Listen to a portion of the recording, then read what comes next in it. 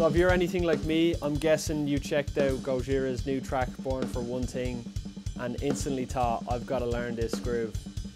Mario plays a sick, ghost-noted bell groove throughout the tune, and yeah, it's just sick. So I thought, after spending so long trying to play this, I thought I would break it down. So straight when I heard the track, I started tapping out on my legs. I started trying to figure out this rhythm.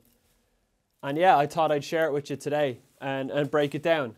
So before even attempting this rhythm, I would strongly suggest you learn the rhythm of the guitar. So there's an accent pattern that the kick and the bell plays with the guitar. So it goes da da da da da da da da da da da da da. So it's really vital you get this rhythm into your head, because if you're not able to play that rhythm, adding in all the ghost notes is just going to be a nightmare. So it goes something like this. Da da da da da da da da da da da da da. So it's a 2-bar pattern. Start to bring in the cymbal. I would start with the hi-hat, because when you're playing the ride cymbal, there's going to be a lot of ring and a lot of wash building up, and it's going to distract you, and also you're not going to hear the flams as much. One of the hardest things about this groove for me is not flamming. It's really hard for me not to flam the right hand and right foot when you're playing all this kind of intricate stuff. So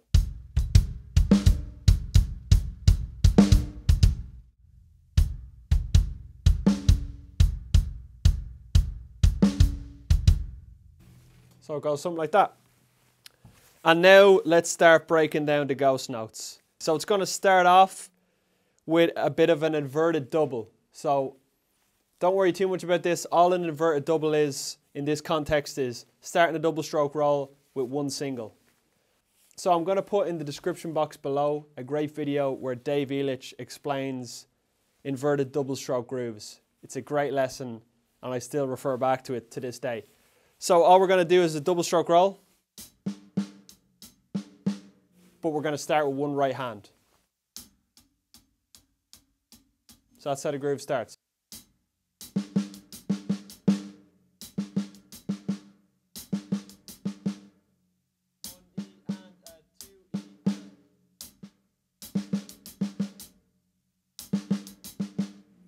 I'm going to play the first kind of portion of the beat.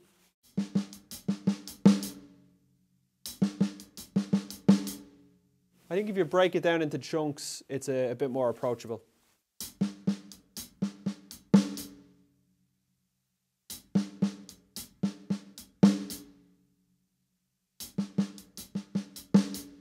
So let's start to add a few more notes.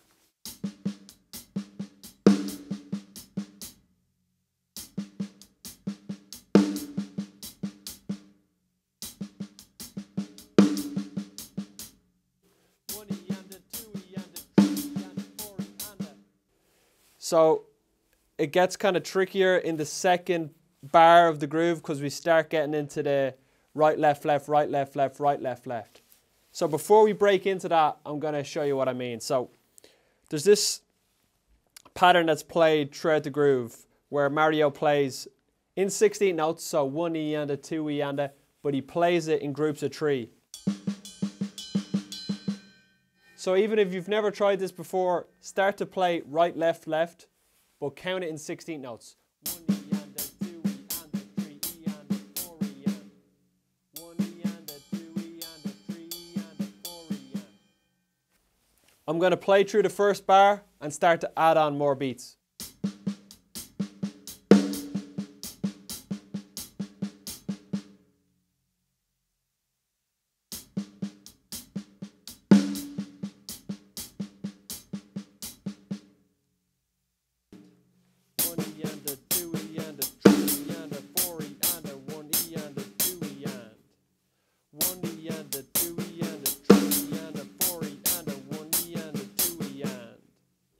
So now I'm going to play the entire beat, start to finish, nice and slow.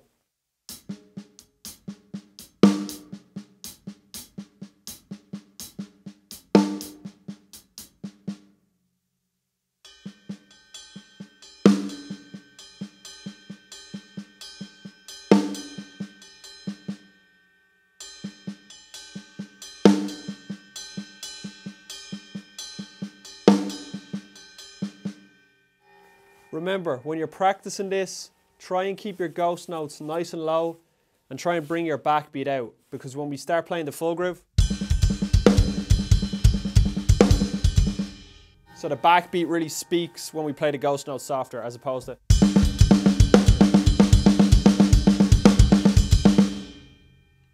Starts to sound a bit clumsy and all over the place.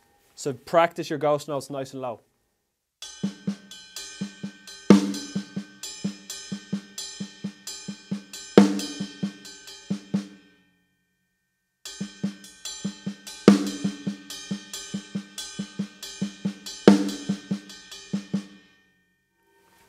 And again, keep taking chunks out of this that you're struggling with. So for example, on the second bar, we could go from beat 3.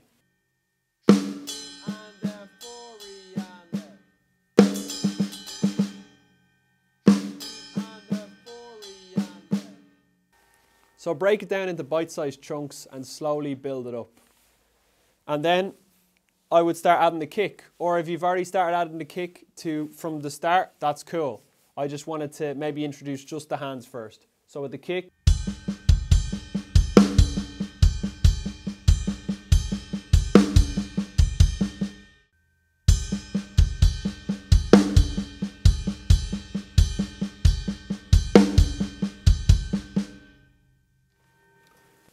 So hopefully all that helped, and if you've mastered all this or you're starting to get comfortable with it, I would highly recommend starting to use this pattern in your own way. So what's really cool about this pattern is it's not really something you'd typically associate with metal. You know, it's very dynamic, and this is what I love about it. It shows that you can play something highly dynamic in a metal context. Because, you know, at the end of the day, if we're playing at one volume all the time, it's not really going to sound loud. It's just one volume. Whereas if we incorporate peaks and valleys, it makes it even more powerful. So that's why, you know, the play between the ghost notes really brings out that snare, and it just, yeah, makes the groove sound really powerful. So what I would suggest doing is starting to find your own ways of playing this groove.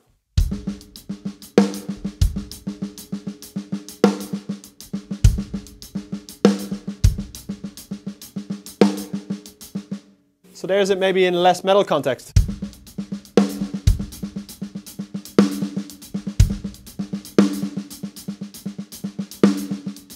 Start to experiment, see if you can start moving around the kit.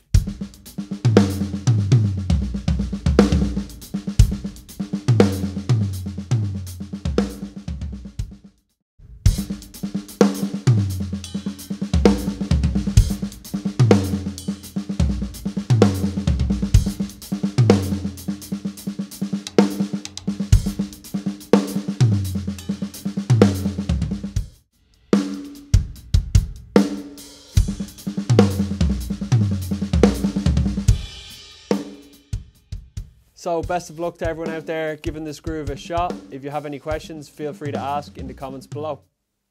And before you go, smash the like button and subscribe to my channel. Bruh. See you guys later.